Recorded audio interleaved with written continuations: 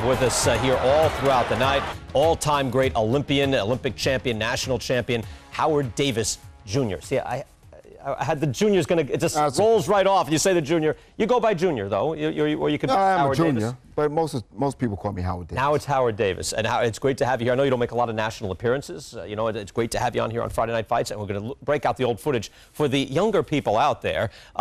We send out the resume for Howard Davis, and the amateur record. Look, back in the day, this is remarkable. 125-5. Of course, Olympic champion, national AAU champion, and beating, correct me if I'm wrong, Hilmer Kenty and Thomas Hearns back-to-back in an amateur competition? Actually, I fought Hilmer Kenty in the semifinals. Yeah.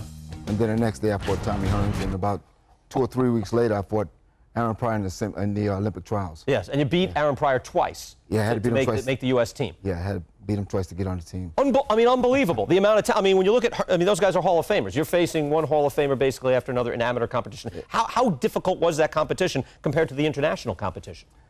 Well, I tell you, it was very difficult just trying to make the team. The Olympics was pretty easy to me in comparison. Hilmer Kenty probably was the toughest guy I fought. Really? Yeah, he never stopped throwing punches. And I had fought somebody early in the morning, around 11:30, and then I didn't know I had to fight again. So my father came to my room and said, "Son, you got to fight again."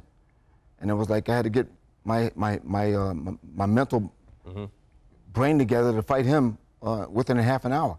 To fight who? Kenty? Hilmer Kenty. Kenty. Yeah, and he hadn't fought anybody, so he was fresh when he fought me. Yeah, and Hearns must have been a sight back at, what was he, 100, was that 132? 132. 132 pounds for Thomas Hearns. That's a fright. Now, get more serious, just before the Olympics begin, this is just before the opening ceremonies, and you lost your mother. Yeah, my mother died 3 days before I had my first fight. So, again, it was well chronicled at the time, but just had to be, I mean, it's mind-boggling how you could refocus. What was it like in those days? Well, when I found out, my initial reaction was to go home. And Tom Sarge Johnson, second Olympic coach, took his right hand and put it on my shoulder, on my left shoulder, and said, "What would your mother want?" And he walked away. And I remember my mother's last words with a smile on her face was, "Good luck, and you better bring," she took her finger like this, "and you better bring home the gold," with a smile on her face. So that resonated with me, and I stayed. I stayed. Oh, it's tremendous. And of course, you start things off. Let's go back now. 1976. In your first bout, you did get dropped early, but then you got back to dominate. Let's pick it up in your second fight now. In Montreal, Leonidas Asprilla of Colombia. At this point, how is your rhythm? How is your focus? Well, before we get to that, let's listen. I'm going to be dropping in from here and there and listening into Howard Cosell with the call. Oh! A quick right by the Colombian. Really got to Davis. He better start putting his hands up. What a shot! All right, Howard, so how are you at this point? Well, he was a murderous puncher, I'll tell you that. Even as a professional, he was a murderous puncher. I just said to myself, I got to do this. I got to get up and perform and stay focused. And I started using my jab a little bit more, a little more feints.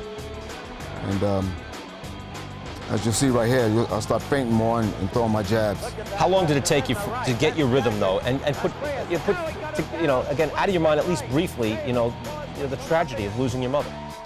Well, I can't say it was out of my mind. It was always in my mind. Even when I was fighting, I can hear my mother talking to me. And I just kept focused, man. I just kept my mother's memory alive with winning. And that's all I kept thinking about. I was willing to die before I lose. That's where I felt at the time. That's the way you were fighting. So again, it's a knockout in the second fight, the second round. Leonidas Asprilla of Colombia. Let's move on now to the quarterfinal. This is Svetan Svetkov of Bulgaria. All right, what do you remember best about this, Howard? I remember him being a tall, strong, rangy fighter. And I remember hitting him with a 1-2 here. Yeah. Went down. You got some speed and power. This amateur fighting's not like this. We'll talk about the Olympics later, but I mean, it's just amateur fighting's not like this anymore. It's showing off the hand speed. What about no headgear? Did you like fighting with no headgear, or do you like the headgear as for amateurs now? I actually liked without the headgear. I think you're more aware, you're more focused, you're more in tune with what you got to do. Let's listen in once again to Howard Cosell. Win the gold medal. That's written on Howard Davis's shoe. The American lightweight with a very special determination. Beginning of action in round 2. Svetkan of Bulgaria trying to become the aggressor. Floored in the first round by a dazzling Howard Davis combination, leaving himself open for the quick right by Davis, and staggered. Left and right. You look like you got it going at this point, Howard, huh? Yeah, I started really getting into my rhythm around the third fight in the Olympic competition. And I felt pretty good and confident here. And you can see I'm going to 1-2, moving around. I felt very good. I had a very special mission. But you could change your style, seemingly. I mean, you could stay in plant, you could float. Yeah, actually, I'm a pretty good infighter, even though I never did much of it. I didn't want to get hit. That was one of my main objectives, not to get hit. I see so many of my contemporaries today just in bad condition, bad shape from boxing. No question. He shot a right hand in there that did some damage. Referee at that point would come in and count, but they'd end it. Referee would stop it right there. TKO 3, and Howard Davis moves on to the semifinals, and this is Ace Rusevski of Yugoslavia. What do you recall about this, Howard? I remember most of my losses as amateurs were to left-handed fighters, and so I was very nervous about him. And I remember I happened to see Archie Moore sitting down in Olympic Village reading the newspaper, and I walked over to him and I asked him a question about fighting southpaws. That's the right guy to ask a question. Yeah, definitely was. And he told me that to keep my left foot outside his right foot. And when I did remember, I did it. And it helped. Showing the power, flashing the right hand. Again, and now this is, again, you're facing, fighters from the Soviet bloc. These guys are not 18, 19 years old, right? You're fighting some grown men here. Yeah, most of the guys are average age at that time, in between 25 and 30 years old. And their strength was a little different. These guys are well-conditioned athletes. This guy never stopped throwing punches at me. But like I said before, I was on a very special mission.